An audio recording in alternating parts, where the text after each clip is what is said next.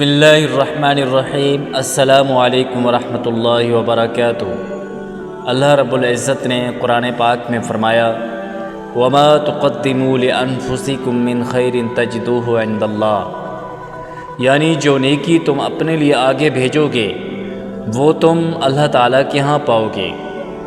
آج ہم آپ کو ایک ایسا قرآنی وظیفہ بتانے جا رہے ہیں جو رزق میں کشادگی، کاروبار میں برکت اور تنگ دستی سے نجات کا سبب بن سکتا ہے انشاءاللہ۔ علماء فرماتے ہیں کہ جو شخص روزانہ سورہ مزمل کی آخری آیت پڑھتا ہے اللہ تعالیٰ اس کے رزق میں بے پناہ وسعت عطا فرماتا ہے۔ اب اس وظیفے کو کیسے کرنا ہے، تو اس کا طریقہ کار کیا ہے؟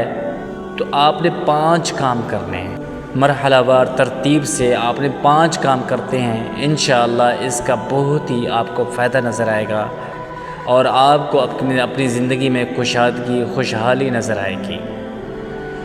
نمبر 1، عشاء کی نماز کے بعد باوضو ہو کر بیٹھیں۔ عشاء کی نماز پڑھ لیں، پھر نماز کے بعد آپ کا وضو باقی رہے، باوضو ہو کر بیٹھیں۔ نمبر 2، 11 مرتبہ درود پاک پڑھیں۔ سب سے پہلے وضو کریں، پھر بیٹھ جائیں، پھر دوسرا کام یہ کرنا ہے کہ 11 مرتبہ درود پاک پڑھنا ہے۔ نمبر 3، سورہ مزمل کی آخری آیت کو 41 مرتبہ پڑھیں۔ وہ کون سی آیت ہے؟ وَمَا تُقَدِّمُوا لِأَنفُسِكُم مِّن خَيْرٍ تَجِدُوهُ عِندَ اللَّهِ۔ نمبر 4، آخر میں پھر 11 مرتبہ درود پاک پڑھیں۔ یہ آیت کو پڑھنا ہے 41 بار، اور جس وقت آپ 41 بار پڑھ لیں آخر میں آپ 11 مرتبہ درود پاک پڑھیں۔ 5واں کام، اللہ تعالیٰ سے دل کی گہرائیوں سے رزق میں برکت اور آسانی کی دعا کریں۔ بہتر ہے کہ یہ عمل 21 یا 40 دن تک مسلسل کیا جائے۔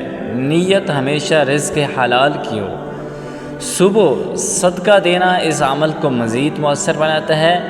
نماز کی پابندی اور والدین کی خدمت رزق کھولنے کی کنجیاں ہیں۔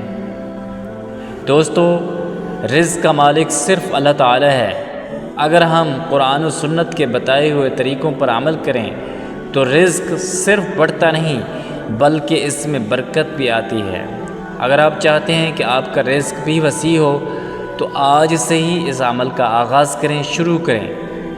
یہ بات آپ کو پسند آئے تو اسے لائک کریں، شیئر کریں اور چینل کو سبسکرائب کریں تاکہ مزید قرآنی وظائف اور روحانی پیغامات آپ تک پہنچتے رہیں۔ جزاکم اللہ، والسلام۔